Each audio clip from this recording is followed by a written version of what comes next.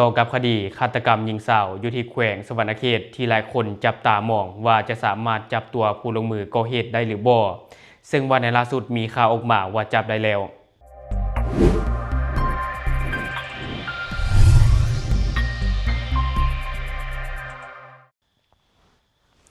สวัสดีท่านผู้ชมยินดีต้อนรับเข้าสู่รายการโชคเดอะนิวและข่าวที่ข้าพเจ้าอยากจะนำเสนอในมื้อนี้ก็จะมาตามคดีฆาตกรรมหญิงสาวอยู่ที่แขวงสวรรณเขตที่ว่าหลายคนจับตาเบิ่งว่าจะสามารถจับตัวผู้ลงมือก่อเหตุฆาตกรรมได้หรือบ่ซึ่งว่าข่าวนี้กลายเป็นข่าวโด่งดังอยู่ในสื่อโซเชียลของลาวในช่วงที่ผ่านมาเนาะซึ่งวันในล่าสุดนี้ก็มีข่าวออกมาว่าสามารถจับตัวผู้ลงมือก่อเหตุได้แล้วโดยในของข่าวข้าพเจ้านำมาจากวิทยุกระจายเสียงแขวงสวรรณเขต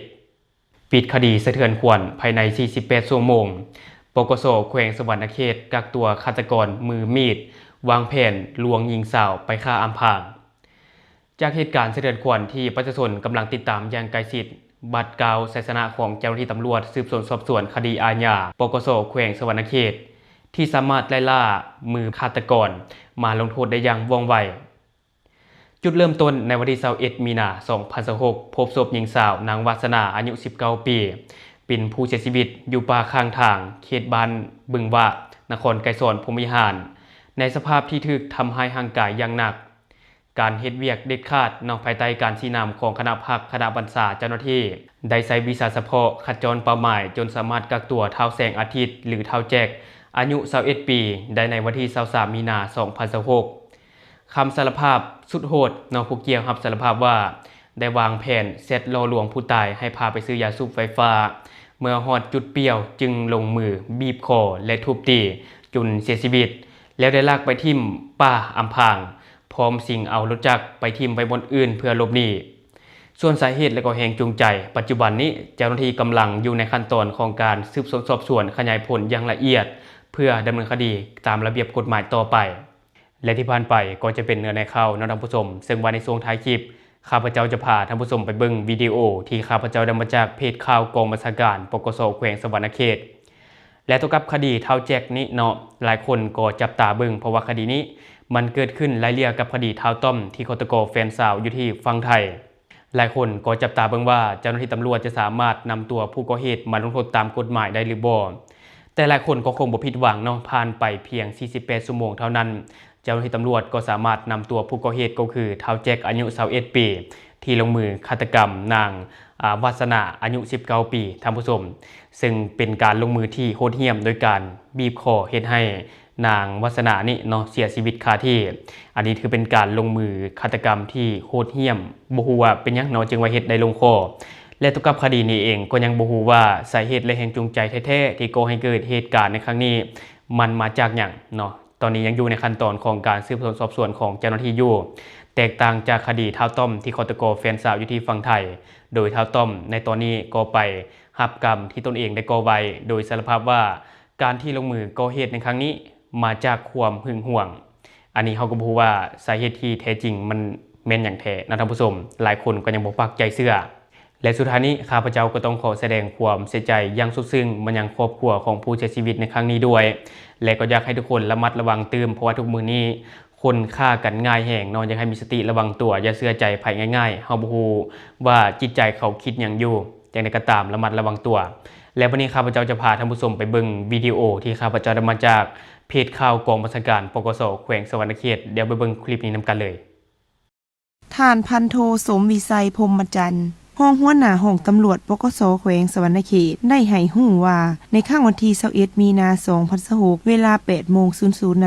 เจ้าหน้าที่แผนกตำรวจสืบสวนสอบสวนคดีอาญาห้องตำรวจกองบัญชาการปกส.แขวงสวรรณเขตได้รับแจ้งเหตุว่ามีคนเสียชีวิตอยู่ป่าข้างทางขอบเขตบ้านบึงหวะนครไกรสอนพรหมวิหารแขวงสวรรณเขตภายหลังได้รับแจ้งแล้วทางคณะภาคคณะบัญชาจึงได้ชี้นำเหล่าหลบวิชาเฉพาะสมทบกับภาคส่วนที่เกี่ยว กี่ยวข้องลงชันสูตรสถานที่เกิดเหตุเห็นว่ามีความจริงแท้ผ่านการชันสูตรสถานที่เกิดเหตุพบเห็นเพศหญิงอายุประมาณ19ปีเสียชีวิตอยู่แคมทางแดงระหว่างบ้านบึงหวะหาบ้านน้องผือนครไกรสอนพรหมวิหารผู้เสียชีวิตใส่เสื้อยืดสีขาวทางในทางนอกใส่เสื้อแจ็คเก็ตสีเทาใส่ส่งขายาวสีดำนอนขวมหน้าใบหน้าบวมซ้ำอยู่มือนิ้วกลางเบื้องซ้ายมีแหวนสีเงิน1วงมีผายผูกแขนอยู่แขนเบื้องซ้ายและเบื้องขวาสาเหตุการเสียชีวิตแม่นย้อนถือฆาตกรรมจากนั้นเจ้าหน้าที่แผนกตำรวจสืบสวนสอบสวนได้สมทบกับปกส.นครไกรสอนพรหมวิหารขึ้นบัญชีเป้าหมายสืบค้นหาแล้วคัดจ้อนเป้าหมายตามหลักการวิชาเฉพาะตกมาฮอดเวลา 16 โมงของวันที่23มีนาคม2026จึงสามารถกักตัวเป้าหมายก่อเหตุได้1คนชื่อเท่าแสงอาทิตย์หรือแจ็คอายุ21ปีอาชีพว่างงานปัจจุบันอยู่บ้านทาแหนครไกรสอนพรหมวิหารพักเซาอยู่บ้านโพนสะอาดนครไกรสอนพรหมวิหารผ่านการสอบสวนเท่าแสงอาทิตย์ผู้เกี่ยวรับสารภาพว่าเวลาประมาณ21 โมงของวันที่20มีนาคม2026ผู้เกี่ยวได้วางแผนจะฆาตกรรมนางวาสนาหรือหน้าด้วยรูปการเสร็จขอความหาให้พาไปซื้อยาสูบไฟฟ้าจากนั้นนางวาสนาก็ได้ตอบว่าจักหน่อยไปหาผู้เกี่ยวจึงย่างออกมาจากเฮือนเมียที่บ้านโพนสะอาดย่างลงมายืนหานางวาสนาอยู่ข้างเฮือนจนมาฮอดเวลาประมาณ22 โมง 10 นาทีจึงเห็นนางวาสนาขับรถจากเว็บสีแดงมากับผู้ชาย1คนมาหาผู้เกี่ยวจากนั้นเห็นผู้ชายที่มากับนางวาสนาได้ลงจากรถและผู้เกี่ยวก็ได้ขึ้นซ่อนท้ายรถนางวาสนาออกไปตามถนนพอกระดวดแล้วเลี้ยวซ้ายวงเวียนกระบองขับขี่ไปตามถนน A1